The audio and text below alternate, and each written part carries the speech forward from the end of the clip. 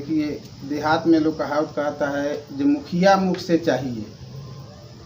मुखिया का काम है जनता जनार्दन लोग वोट दे दिया, अपना बहुमूल्य कीमती वोट दे करके मुखिया बना दिया। पंचायत के मुखिया मुख्य हो गया, राज्य का मुखिया मुख्यमंत्री हो गए, देश का प्रधानमंत्री जी हो गए। तो एक मुखिया को सहनशील होना चाहिए, पढ़े लिखे होना चाहिए कि समाज में भी कुछ बुर्बक लोग होता है, पढ़े लिखे लोग होता है। सब लोग एक दृष्टिकोण से, एक स्वभाव का लोग नहीं होता है। सभी लोगों को मिला जुला कर लेकर चलना कि गांव का विकास कैसे हो। विकास में भी कुछ लोग ऐसे होता है गांव में जो बाधक बनता है, तो उन लोग को कैसे फेस करना, कैसे उन लोग को समझाना बुझाना जो गांव का विकास हो, ग्रामीण विकास हो, कि सब लोग को इसका सुविधा मिले। ये सबसे महत्वपूर्ण बात है, महत्वपूर्ण काम है।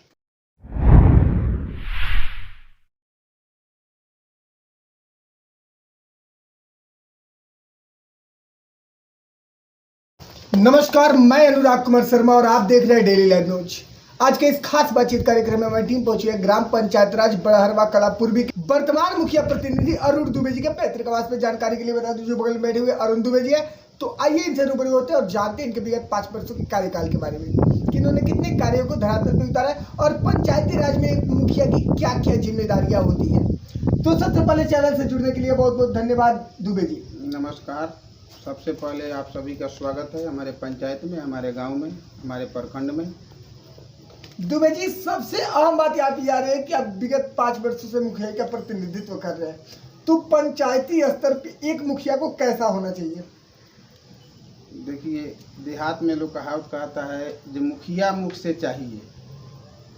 मुखिया का काम है जनता जनार्दन लोग वोट दे दिया, अपना बहुमूल्य कीमती वोट दे करके मुखिया बना दिया। पंचायत के मुखिया मुख्य हो गया, राज्य का मुखिया मुख्यमंत्री हो गए, देश का प्रधानमंत्री जी हो गए। तो एक मुखिया को सहनशील होना चाहिए, पढ़े लिखे होना चाहिए कि समाज में भी कुछ बुर्बक लोग होता है, पढ़े लिखे लोग होता है। सब लोग एक दृष्टिकोण से, एक स्वभाव का लोग नहीं होता है। सभी लोगों को मिला जुला कर लेकर चलना कि गांव का विकास कैसे हो। विकास में भी कुछ लोग ऐसे होता है गांव में जो बाधक बनता है, तो उन लोग को कैसे फेस करना, कैसे उन लोग को समझाना बुझाना जो गांव का विकास हो, ग्रामीण विकास हो, कि सब लोग को इसका सुविधा मिले।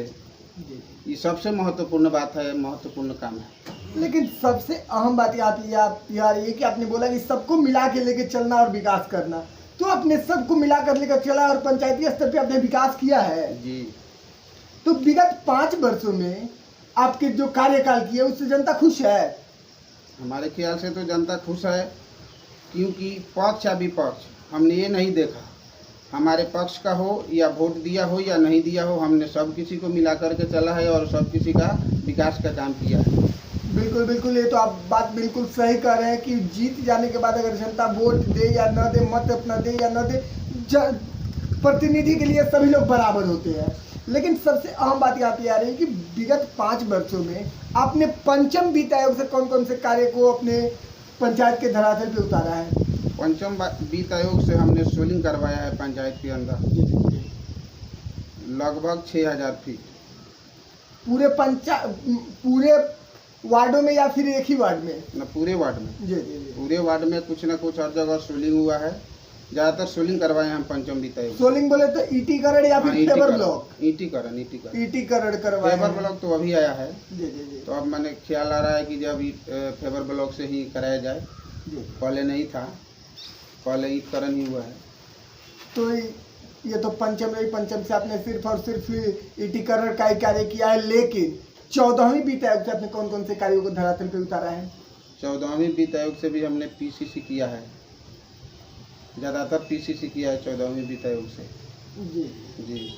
तो आपने पंचम से ईटीकरण किया और इससे आपने 14वीं से आपने पीसीसी का कार्य किया, लेकिन पंचायती राज में अब तक का सबसे बड़ा प्रोजेक्ट मुख्यमंत्री जी का ड्रीम प्रोजेक्ट गली नली और नल जल, जो कि मुख्यमंत्री 7 निश्चय योजना के अंतर्गत था, क्या आपने उसको बखूबी अपने पंचायत के धरातल पे उतारा है? एकदम बखूबी उतारे हैं। किसके माध्यम से हुआ है? पीएचडी के माध्यम से या फिर आपके माध्यम से? पंचायत के माध्यम से हुआ है, वार्ड क्रियान्वयन प्रबंधन समिति के माध्यम से हुआ है। जी जी जी। नल जल, गली नली या नल जल, दोनों वार्ड क्रियान्वयन प्रबंधन समिति के माध्यम से हुआ है और जो भी हुआ है अच्छा हुआ है। सभी जगह सभी लोग को पानी मिल रहा है, लेकिन थोड़ा सा उसमें अब रिपेयर की आवश्यकता है। जो सरकार के गाइडलाइन के इंतज़ार में हैं हम लोग, ये किस माध्यम से किस फंड के द्वारा उसको रिपेयर कराया जाए। कहीं पाइप का लीकेज है, कहीं टूटी का लीकेज है, तो अब सरकार के गाइडलाइन के इंतज़ार में हम लोग की जब गाइडलाइन आए उस अनुसार हम लोग उसका मरम्मती का कार्य शुरू करें और फिर ताकि सुचारू रूप से सभी लोग को नल जल मिल सके। बिल्कुल बिल्कुल बिल्कुल। तो नल के जल के निकासी के लिए आपने क्या प्रबंधन किया है? हम लोग खुला में है, बस्ती कम है, चारों तरफ पानी गिरने की सुविधा है। हम लोग देहात से बिलोंग करते हैं। जी।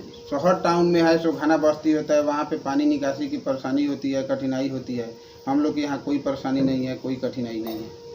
मुखिया जी, आपने नल जल का कार्य किया है, लेकिन आपने जो है गली और नली का कार्य नहीं किया है। जिस तरह आप बता रहे हैं लाइव के माध्यम से, आपको आपके पंचायत की जनता भी देख रही है और आप कह भी रहे हैं और पीछे जनता भी बैठ रही है और ये सुन भी रही है। लेकिन सबसे अहम बात यहाँ पे आ रही है कि अभी आपने कहा कि जो आपने 7 निश्चय योजना के अंतर्गत जो आपने कार्य करवाया है, उसके रिपेयर की जो प्रॉब्लम है आपके पास, जो समस्या है नल जल में, तो उसके लिए तो सरकार ने पर डे 1 रुपये वसूलने के लिए कहा है। आपके वार्ड स्तर पे या फिर पंचायत स्तर पे हर एक घर से 1 रुपये पर डे के हिसाब से, यानी कि 30 रुपये महीना एक घर से लेना है, तो वो आप नहीं करते हैं। गांव के लोग कोई देना नहीं चाह रहा है और कोई देगा भी नहीं। और रहा सवाल गली नली का, तो आवश्यकता अनुसार नाली का भी प्रबंध किया गया है, नाली बनवाए हैं और पीसीसी भी करवाए हैं। अच्छा। और गांव का लोग रुपया नहीं देना चाह रहा है, इसीलिए थोड़ा सा इसमें भी बाधक बन रहा है नल जल को सुचारू चलाने में। जी। तो सबसे अहम बात यहाँ पे आ रही है कि क्या आपके इन सभी कार्यों को देखते हुए आगामी चुनाव 2021 में आपको बड़हरवा कला पूर्वी पंचायत की जनता सपोर्ट करेगी? एकदम सपोर्ट करेगी। हमको उम्मीद है कि जो हमारे कार्यकलाप से हमारे जनता जनार्दन के अंदर विकास मिला है, विकास प्राप्त है, सभी को मान सम्मान भी मिला है। हमको उम्मीद है कि जनता जनार्दन फिर दोबारा से हमको लाएगी पंचायत में अपने प्रतिनिधित्व करने के रूप में, फिर चुनेगी दोबारा। तो आखिर जनता आपको दोबारा क्यों मौका दे? 5 साल तो जनता ने आपको मौका दे के देखिए, दोबारा आपको क्यों मौका दे? हम लोग का गांव पहले से पिछड़ा हुआ था। पिछले 5 साल में हमने प्रयास किया, बहुत विकास का कार्य किया, कुछ विधायक के माध्यम से, कुछ एमपी के माध्यम से, कुछ अपने माध्यम से, लेकिन फिर भी कुछ आधा अधूरा है। उसको पूरा करने के लिए फिर हम जनता जनार्दन के बीच में जाएंगे और कहेंगे कि हमको एक बार और चांस दीजिए आप लोग, कि जो बाकी साथी कार्य है उसको हम पूरा कर सकें। तो लाइव के माध्यम से आपको बड़हरवा कला पूर्वी पंचायत की जनता भी देख रही है, जनता को क्या संदेश देना चाहते हैं आप आगामी चुनाव को लेकर? सबसे पहले कि कोरोना काल में मैं अपने पंचायत के जनता जनार्दन को बहुत बहुत धन्यवाद और स्वागत करूंगा कि हमारे पंचायत में एक भी कोरोना मरीज नहीं मिला। इसके लिए मैं अपने सभी पंचायतवासी का आभारी हूं। और हम लोग भी अपने प्रयास किए और खुद सभी लोग को समझाए बुझाए, लोग कोरोना गाइडलाइन नियम का पालन किया, जिसके चलते हमारा पंचायत सुरक्षित रहा है और सुरक्षित है। और मैं आगे भी उम्मीद करता हूं कि हमारा पंचायत सुरक्षित रहेगा कोरोना से। और मैं अपने जनता जनार्दन को अभिनंदन करूंगा कि हम लोग को बहुत सहयोग दिया कोरोना गाइडलाइन नियम पालन करने में और विकास के कार्य में भी। और आगे भी हम आशा करेंगे कि हमारे जनता जनार्दन लोग सहयोग करेंगे। बिल्कुल बिल्कुल। चलिए जी, चैनल से जुड़ने के लिए और अपना कीमती समय देने के लिए बहुत बहुत धन्यवाद मुखिया जी। धन्यवाद भैया।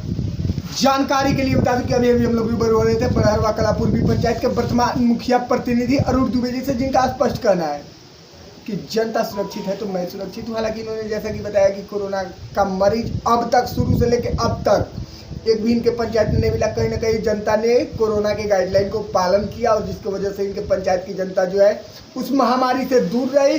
तो इस पंचायत के प्रति और अरुण दुबे जी के प्रति जो भी अपडेट मिलेगा मैं आप लोग को देते रहूंगा। चैनल पर बने रहिए, पुनः मिलेंगे एक नए वीडियो में एक नए चैनल के साथ। तब तक के लिए नमस्कार।